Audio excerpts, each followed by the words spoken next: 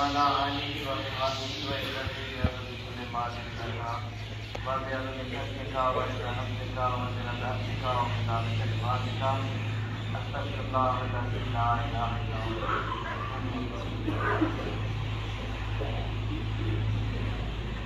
خدمت خلق یہ ایک حقیقی کوشچن ہے جو سرکار کی اللہ کا عنوان میں سے اس عنوان کے تحت کو اکٹھا کیا گیا. اس کی ترتیب و تدین آپ کی محفوظ ترین بیٹی سیدہ طاہرہ حمایت نثار صاحبزاد علی سبزت پیدا جن کے بارے میں ہمارے شہر نے ان الفاظ میں فرمایا: بندہ اس سلسلہ عالیہ کے طالبانوں اور عقیدت مندان کو وصیت کرتا ہے اگر کسی نے اس لڑکی کی بےعدبی کی میری طریقت میں اس کا کوئی شک نہیں. حدیث کا بے ادب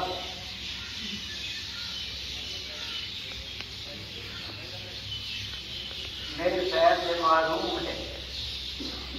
جس آدمی نے مجھ سے فیض پانا ہے وہ اس کا طالب ہوگا، ماشاءاللہ اس کا خادم ہوگا، اس کا خادم ہو کر مجھ سے فیض پائے گا. کسی اور طرح ہرگز نہیں. جس طرح اپنی روح و دل سے مجھ کو جانتا ہے اسی طرح اس کو جانے. جس طرح میرا ادب کرتا ہے اسی طرح اس کا کرے. ایسی لڑکی نہ گھر گھر پیدا ہوگی نہ کسی طریقت کو نصیب ہوگی. سبحان اللہ.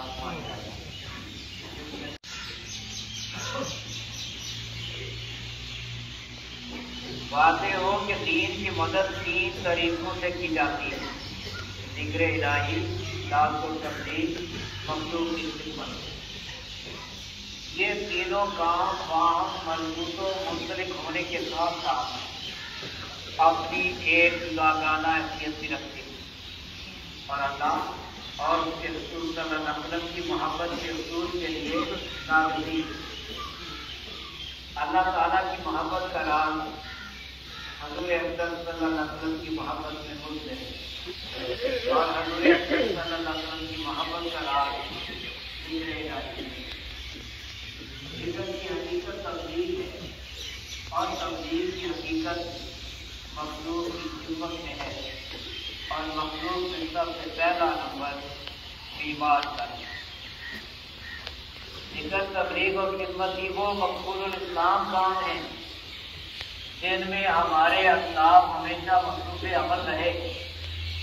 پھر اللہ کی تائید و نصرت سے انہوں نے دنیا کو اسلام کے عالمگیر انقلاب سے روشناس کیا. انہی امور میں اللہ کے دین کی مدد کا راز ہے. انہی میں پرخلوص جدوجہد اللہ کی رحمت کو کھینچ جاتی ہے. تاریخ چاہت ہے کہ جب تک مسلمان یہ کام شوق اور جذبے سے کرتا رہا پورا عیش سے اسلام کا پرچم پوری آب و تاب سے لہراتا رہا اور جب سے اس نے ان سے بے رخی اختیار کی قیادت و سیادت کا تاج اس سے چھن گیا اور گزشتہ 3 صدیوں سے وہ دنیا کے تمام بر اعظموں پر اپنی اس کوتاہی کی سزا بھگت رہا ہے. اس میں کوئی شک نہیں کہ ذکر الہی اور تبلیغ دین کا معیار بہت بلند ہے جس پر ہر کسی کو گزر نہیں. لیکن مخلوق کی خدمت اگر معمولی درجے میں بھی کی جائے اللہ تعالیٰ سے کبھی رد نہیں فرماتے. غیر اقوام آج خدمت خلق کے باعث دنیا بھر میں قابل احترام ہے. جب کسی نے قرآن کے حکم پر عمل کیا قرآن نے اسے فیضیاب فرمایا، اس لیے کہ اللہ رب العالمین ہے، صرف رب المسلمین نہیں. یہ امر صادق اور ہے کہ غیر مسلم اقوام کی تنظیمیں نہ صرف اپنے اپنے مذہب کی تبلیغ میں پیش رہیں بلکہ مخلوق کی خدمت کے میدان میں بھی بازی لے گئیں۔ یہ ہماری میراث تھی جسے ہم نے گنوا دیا اور غیروں نے اپنا لیا۔ ہم اسے کھو کر اپنے مقام سے گر گئے اور ہر کہیں اپنا سکہ جما گئے۔ دو واقعات بطور مثال پیش خدمت ہیں۔ مغل فرمانروا شاہ جہاں کی بیٹی بیمار ہو گئی۔ ملک بھر کے نامور طبیبوں اور ویدوں کو بغل سے علاج بلایا گیا مگر کسی کو بھی کامیابی نہ ہوئی۔ ایک عیسائی ڈاکٹر بارٹن اس وقت ہندوستان میں رہائش پذیر تھا۔ اسے پتہ چلا تو اس نے دربار مغلیہ تک رسائی حاصل کر لی اور شہزادی کے علاج کی پیشکش کی اجازت ملنے پر اس نے علاج شروع کیا جو کامیاب رہا۔ شاہ جہاں نے خوش ہو کر کہا جتنا انعام چاہتے ہو مانگ لو۔ اس نے کوئی جاگیر منصب یا خزانہ مانگنے کی بجائے قومی جذبے کے تحت خواہش ظاہر کی کہ اس کی غریب یورپی عیسائی قوم کے تاجروں کو ہندوستان میں خصوصی رعایتوں کے تحت آزادانہ تجارت کی اجازت دی جائے، جسے شاہ جہاں نے مسد کی صنعت قبول کر لیا۔ اس طرح انگریز کے لیے ہندوستان میں پہنچ جمانے کا راستہ کھل گیا۔ ایک بیمار کی خدمت کے سلسلے میں انگریز کو بر صغیر پر 150 سال تک حکمرانی کا موقع میسر آیا۔ ریڈ کراس کے نام سے کون واقف نہیں؟ یہ تنظیم بین الاقوامی سطح پر قائم ہے اور مذہبی تفریق سے بالا تر ہو کر دکھی انسانیت کی خدمت کے لیے دنیا بھر میں منصوبے کار ہے۔ اس کی بانی ایک عیسائی خاتون تھی جسے ایک بیمار کی خدمت کے صلہ میں اللہ تعالیٰ نے اتنی بڑی تنظیم بنانے کی توفیق عطا کی۔ واقعہ یہ ہے کہ وہ عورت بڑی تیزی سے سڑک پر کار دوڑائے جا رہی تھی جو اس نے سڑک کے کنارے ایک مریض کو نہایت خستہ حالت میں معیار و مددگار پڑے دیکھا۔ اس نے فوراً کار روکی، مریض کو اٹھایا، ہسپتال لے جا کر اس کا علاج کرایا اور اس کی خدمت کے صلہ میں اللہ تعالیٰ نے اسے مخلوق کی خدمت کا فکر عنایت فرمایا اور پھر اس کی بدولت نئے عنایت ہوا جس سے یہ بین الاقوامی تنظیم معاذ وجود میں آئی۔ کیا یہ دو مثالیں ہماری آنکھیں کھولنے کے لیے کافی نہیں؟ اہل خدمت کا شان جب روح و اخلاق کی دنیا میں بدنظمی کے طوفان اٹھتے ہیں اور کفر و شرک کے تیز دھکڑ چلتے ہیں تو روح کی دنیا میں تاریخی چھانے لگتی ہے، اخلاقی معیار جھٹلا جاتے ہیں اور قابل تکلیف کردار کے نشانات آنکھوں سے اوجھل ہونے لگتے ہیں۔ تو اس تاریخ فضا میں اللہ کا کوئی بندہ روشنی کی لکیر بن کر نمودار ہوتا ہے۔ وہ اندھیروں سے برتر پیکار ہو کر بالآخر انہیں بھاگنے پر مجبور کر دیتا ہے۔ وہ اپنے پرخلوص قول و فعل سے سرکتی ہوئی انسانیت کی طاقت بنا کر اسے جینے کا حوصلہ عطا کرتا ہے۔ اللہ کے ایسے بندے ہر زمانے اور ہر علاقے میں آتے رہتے ہیں اور خاتم الانبیاء صلی اللہ علیہ وسلم کی امت ایسے مردان حق کے وجود سے کبھی خالی نہیں رہی۔ معروف اصطلاح میں انہیں اولیاء کرام کے لقب سے یاد کیا جاتا ہے۔ اللہ کے لیے مخلص بندے کسی سے کچھ دینے نہیں، لوگوں کے خالی دامن حق و صداقت کے موتیوں سے بھرنے آتے ہیں۔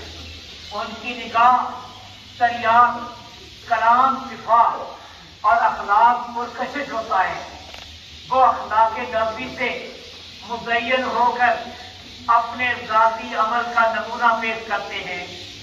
علماء لوگ کے زبان سے تبلیغ کرتے ہیں اور صوفیہ نظر سے، علم و کتب، دین و نظر، ایسی ہستیاں ادارہ ساز ہوتی ہیں اور دنیاوی جاہو و حشمت سے بے نیاز، ان کی زندگی کا ہر لمحہ یاد الہی اور خدمت خلق کے لیے مخصوص ہوتا ہے۔ بے شک مخلوق کی خدمت خالق کو بہت پسند ہے۔ اہل حق اہل خدمت ہوتے ہیں، یہی ان کا شعار۔ دارالحسان اسی فکر کا آئینہ دار اور اسی روایت کا امین و پاسدار ہے۔ دارالحسان میدان عمل میں اس وقت دنیا بھر میں متعدد مسلم اور غیر مسلم مذہبی رفاعی تنظیمیں انسانیت کی فلاح و بہبود میں سرگرم عمل ہیں۔ ہمیں ان سب کی خدمات کا اعتراف ہے۔ اللہ کی مخلوق کی خدمت کے لیے جو بھی فرد یا ادارہ مہرکار ہے، ہمارے خراج تحسین کا حقدار ہے۔ تاہم اللہ تعالیٰ نے اپنے اس دارالحسان کو ایک خصوصی امتیازی مقام و نشان بخشا ہوا ہے۔ یہ ادارہ رب العالمین کے کلی توکل پہ قائم ہے۔ اس کے فنڈ میں کوئی مستقل رقم نہیں ہوتی۔ یہ ہر روز اس حال میں کام کرتا ہے کہ قرض کے لیے دمڑی تک پاس نہیں ہوتی۔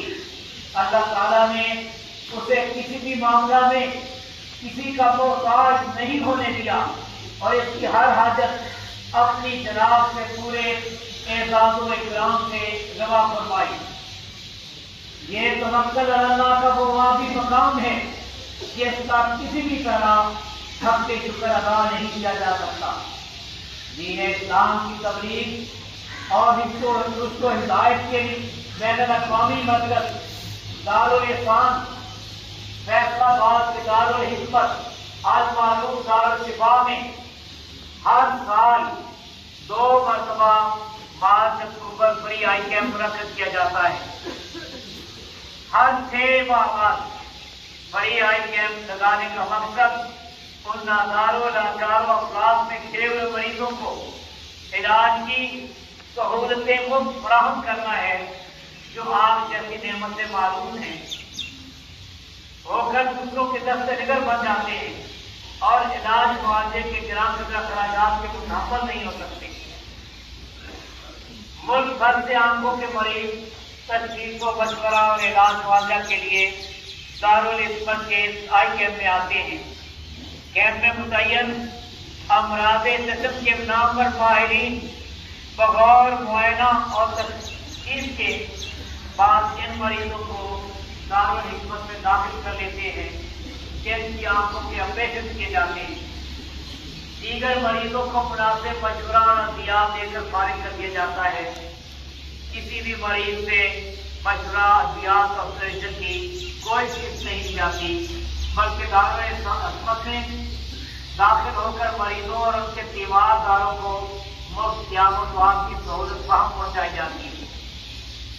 دارالحکمت کی پیشانی پر اس کا رہنما اصول ان الفاظ میں کندہ ہے: اس دارالحکمت المعروف دارالشفا میں ہر کوئی ہر وقت جب چاہے بلا فیس و اجرت و معاوضہ داخل ہو کر مفت کی بھی امداد حاصل کر سکتا ہے۔ یہ ادارہ اپنے 4 سنہری اصولوں پر سختی سے کاربند ہے: مشورہ مفت، علاج مفت، خدمت مفت، غیر امتیازی سلوک و معاملے۔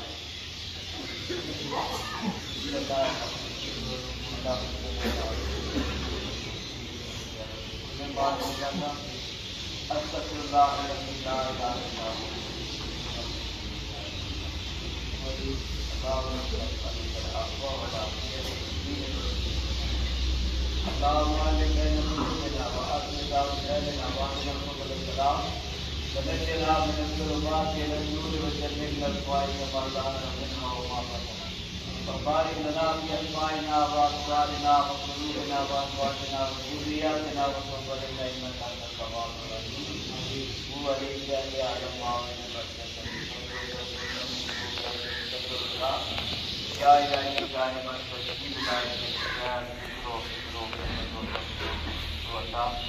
وصلى الله تعالى على سيدنا محمد وعلى آله وصحبه.